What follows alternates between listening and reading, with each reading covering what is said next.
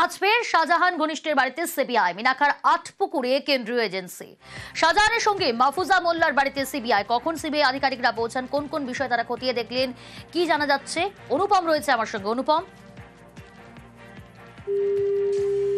আবার সিবিআইয়ের একটি প্রতিনিধি দল তারা এবার মিনাখার আটপুকুরে সেখানে আলাউদ্দিন মাস্টার বলে এক ভদ্রলোক তার বাড়িতে যান।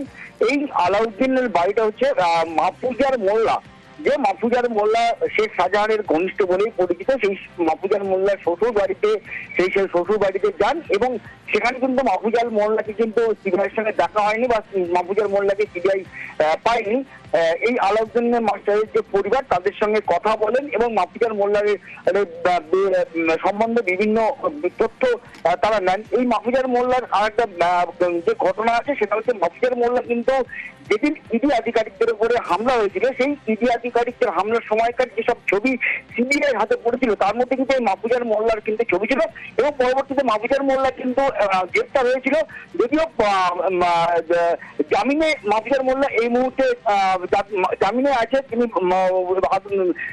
জেলের বাইরে আছে এবং তার কিন্তু শর্ত সাপেক্ষ জামিন যে সে সন্দেশখালীতে ঢুকতে পারবে না এবং সেই কারণেই কিন্তু সে মিনাখাতে তার শ্বশুরবাড়িতে থাকেন এবং সেখানেই আজকে সিবিআই আধিকারিকরা যান।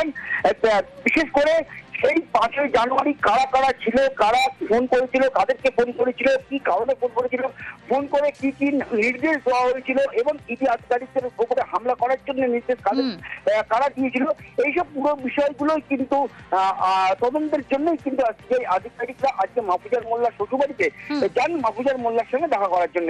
যদিও মাহফুজার মোল্লার সঙ্গে দেখা হয়নি, সিবিআই আধিকারিকদের কিন্তু ফিরে আসতে হয়। বেশ।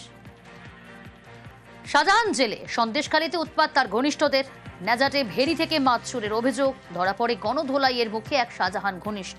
এদিকে সন্দেশখালীতে ফের সিবিআই আধিকারিকরা আজ সকাল থেকে বিভিন্ন জায়গায় তল্লাশি হানা দিয়েছে।